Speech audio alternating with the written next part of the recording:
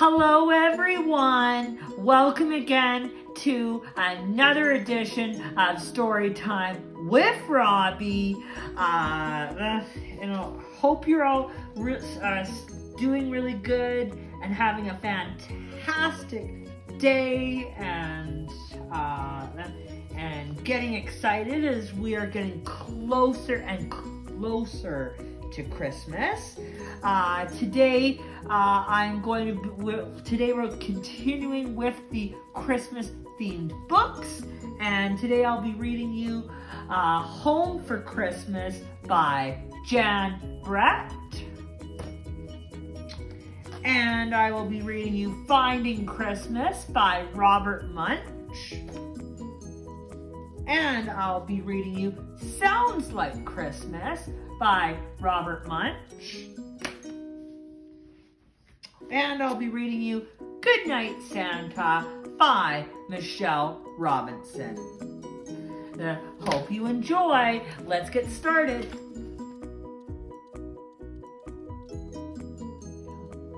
Alrighty, everybody. The first story I'm going to read today is Home for Christmas by Jan Brett. Here we go. Rollo was a wild troll, a very wild troll, always racing off, his scruffy troll tail bouncing around behind him. Trolls' tails will drop off one day, but only if a troll is kind, helpful, and does his chores. Rollo's little sister had lost hers long ago, but Rollo didn't care one bit.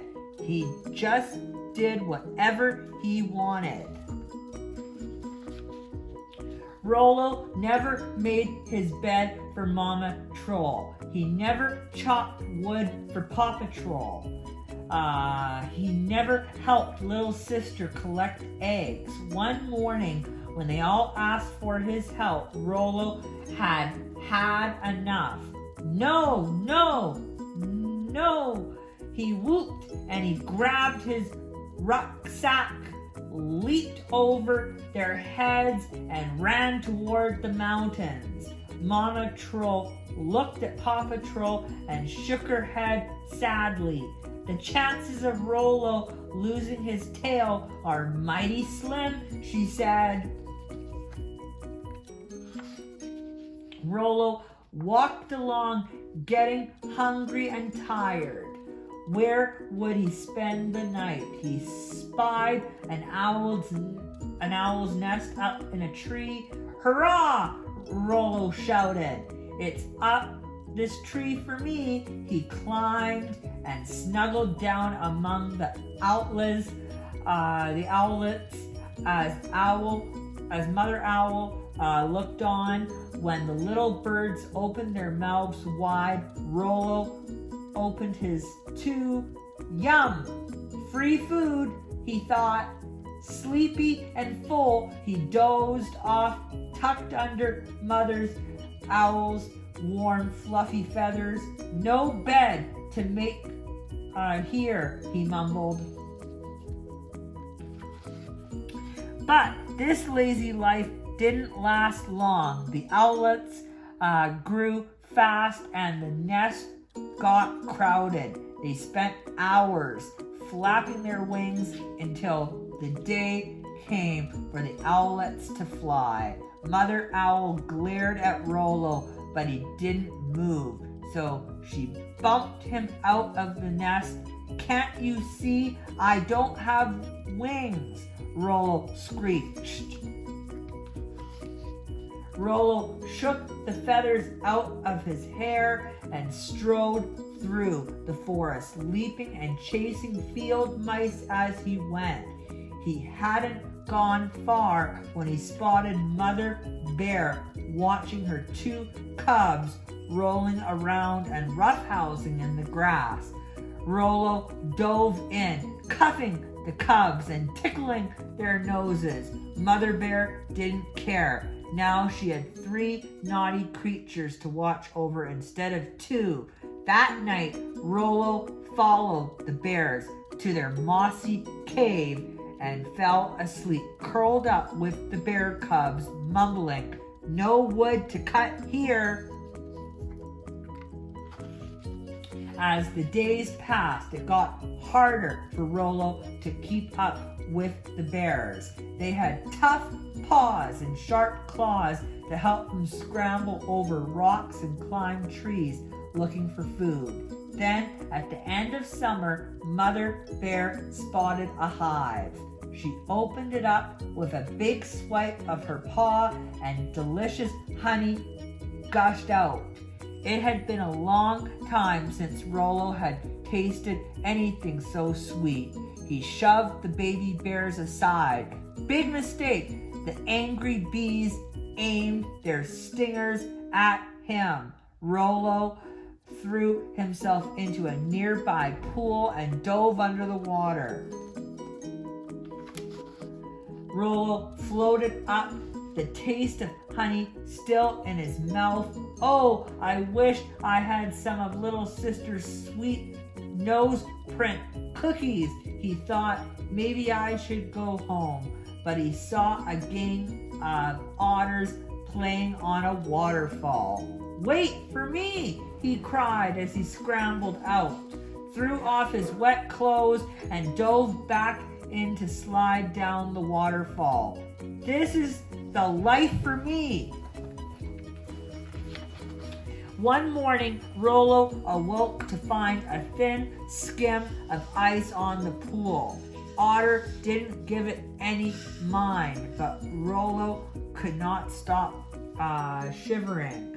He put his clothes, stuffed his boots with moss, waved goodbye, and went on his way. It was snowing when Rollo met up with a new friend who was as wild as he was. Lynx liked to play pounce and hide and seek. So did Rollo. While they were romping in the snow, little sister was at home feeding his hedgehog. "Rollo may be gone for now," she said, "but we miss him every day." It got colder and colder. The linden berries froze and food was harder to find. One afternoon, Rollo felt Lynx's eyes staring at him in a hungry way. It was time to move on. The drifts got deeper. Rollo's nose was turning blue when he noticed moose tracks, big and little. He followed them up the mountain to a meadow where he saw Father Moose, Mother Moose, and their calf standing in the snow. "Hi-ho!" he called and passed over to them. Rollo made friends right away. He found berries and lichen under the snow where Father Moose had scraped away the ice with his hooves. He ate and ate while the moose calf drank some warm milk from Mother Moose. Rollo spent the night with the Moose family. The next morning he was so happy to be with them that he jumped up expecting to get a big hug from Mother Moose, just the way his mother hugged him at home. But Mother Moose was not used to a cold, pointy troll nose pushing in her soft, warm nose. She tossed her head and galloped off, leaving Rollo sprawled in the snow. That night, Rollo was riding along on Father Moose's antlers when the antlers began to sway. "Oh no!" Rollo shouted, holding on tight. Winter is when moose shed their antlers, and he found himself tumbling down, landing in a snowdrift.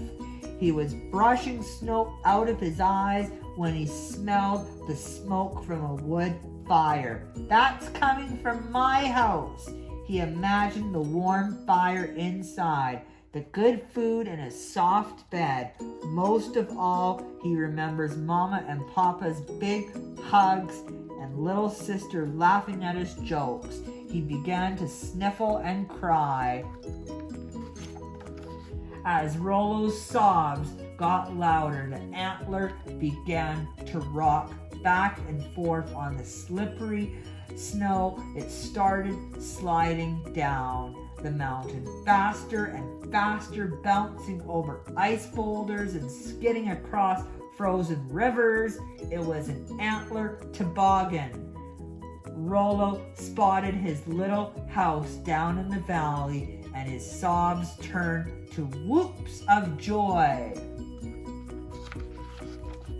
Rollo's family was on their way home with their Christmas tree when they heard whoops echoing down the mountain. They knew in an instant that Rollo had come home. They rushed to meet him as fast as they could.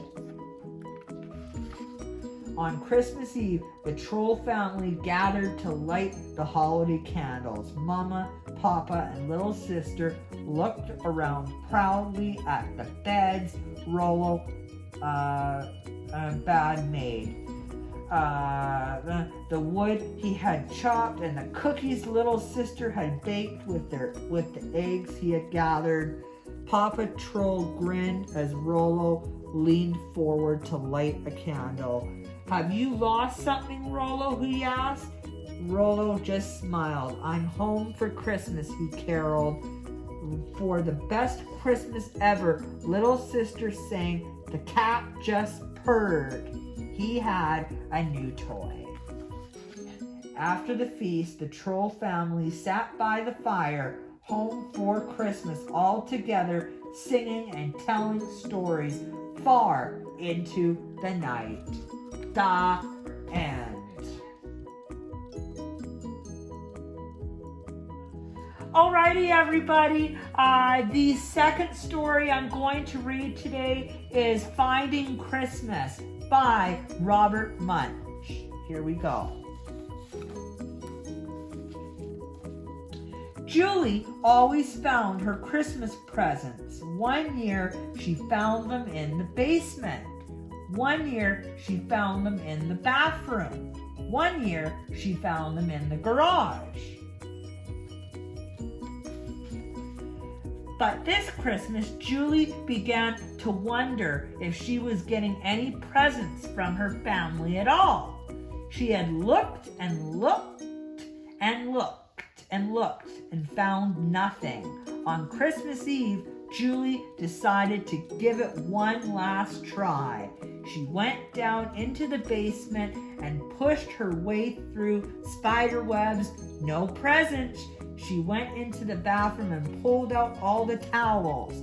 No presents. She went into her parents' bedroom and took all the clothes out of all the drawers and all the clothes out of the closets. No presents. She moved everything out of the garage and looked underneath the car and behind the lawnmower. No presents. She called her friend who lived across the street and said, "Denise, Denise, I have looked all over the house. There is nothing here. It is Christmas Eve and there are no presents, none at all. No presents." Denise said, "Stop, stop. I'm looking over at your house and guess what I see on the roof?"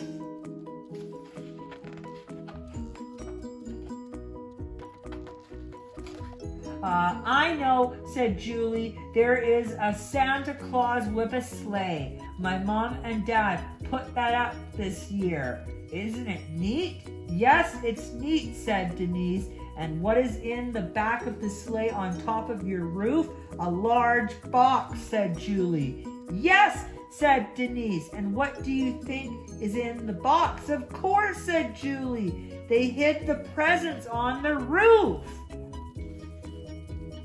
So Julie went to bed early, and then very quietly she climbed up onto the roof. She opened the top of the box and looked in. The box was full of presents. Julie pulled herself up and fell in. The top closed and she could not get out. She yelled, "Denise!" but Denise had already gone to bed. Julie yelled, "Daddy!" but her dad was busy decorating the tree. She yelled, "Mommy!" but her mom was busy wrapping one last Christmas present for her dad. She yelled, "Andrew!" but her brother was putting out a plate of cookies for Santa. Julie even yelled, "Tia!" but her sister had gone to sleep on the couch.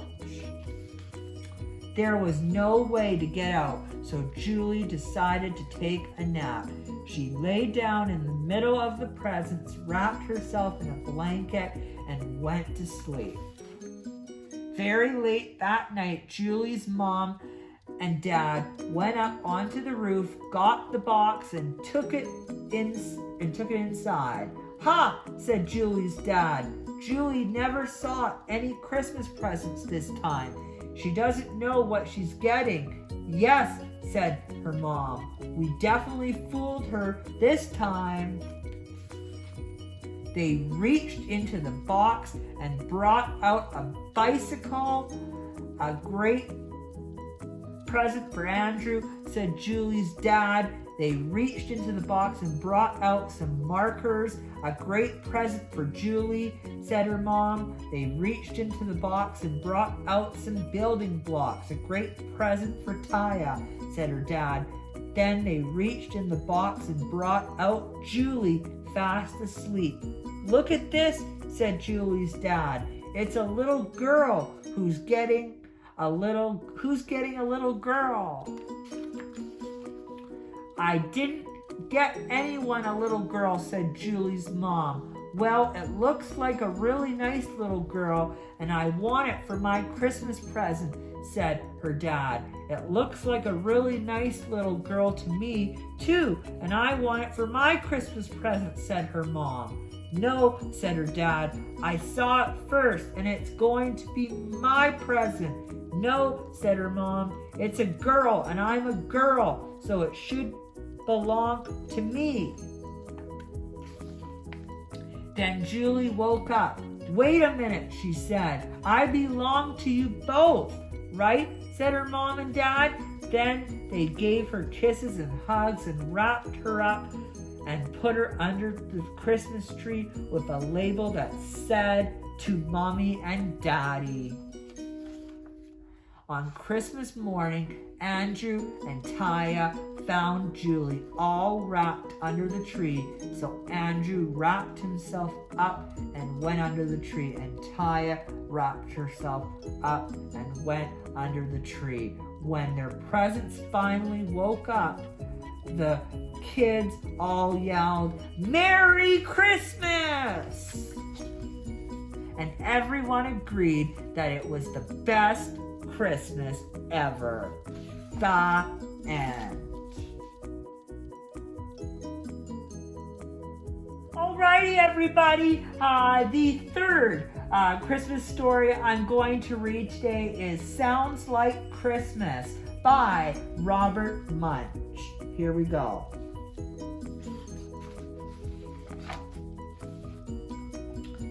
Because Grandma was busy baking Christmas cookies, she said, "Georgia and Lincoln, will you please decorate the tree?" So Lincoln put on the lights and Georgia put on the garlands. Then Georgia put on the candy canes and Lincoln put on the colored balls.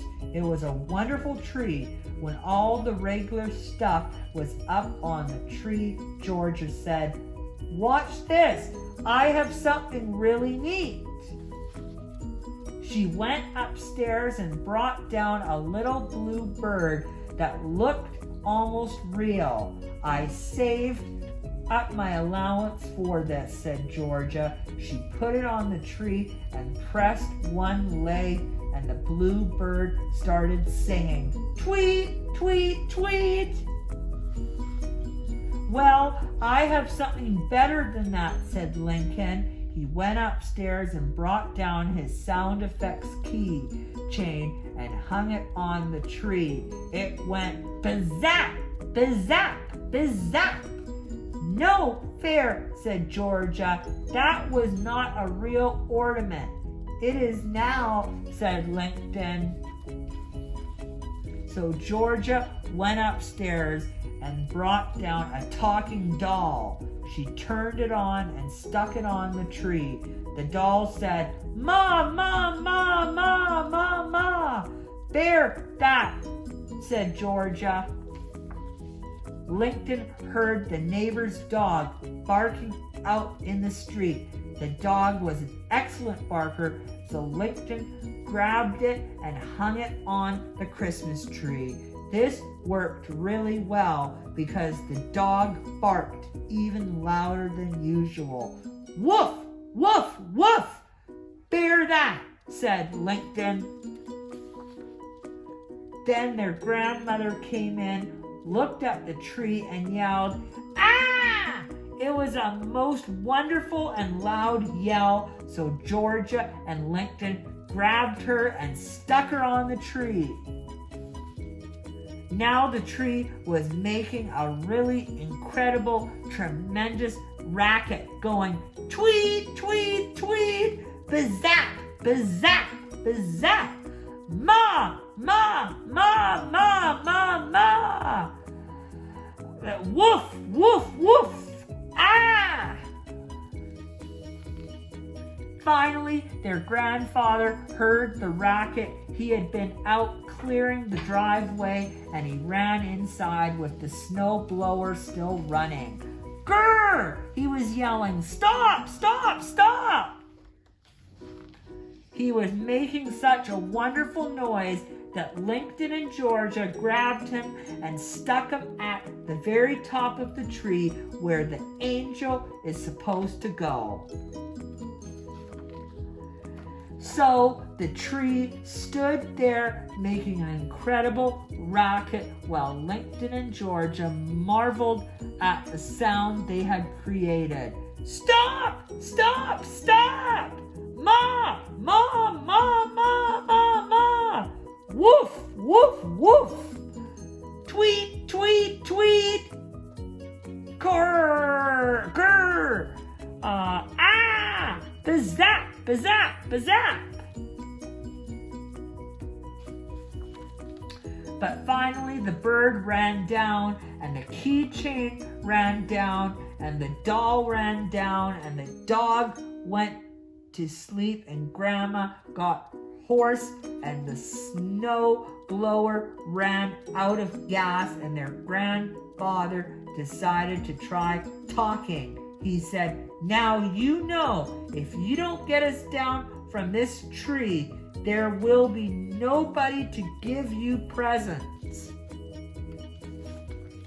"Ha!" said Lincoln. "I guess he never heard of Santa Claus." And Lincoln and Georgia went to finish baking the Christmas cookies. The end.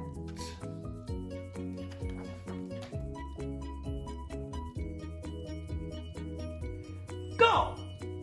Alrighty, everybody. The fourth Christmas story I'm going to read today is Good Night, Santa by Michelle Robinson. Here we go.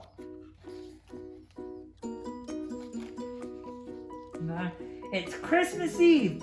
Hop on the sled. It's time we took you home to bed.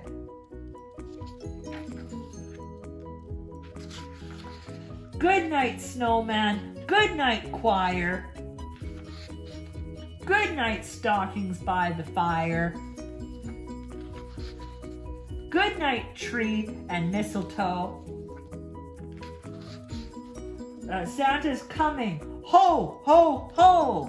Sparkling snowflakes swirl and swish. Close your eyes and make a wish.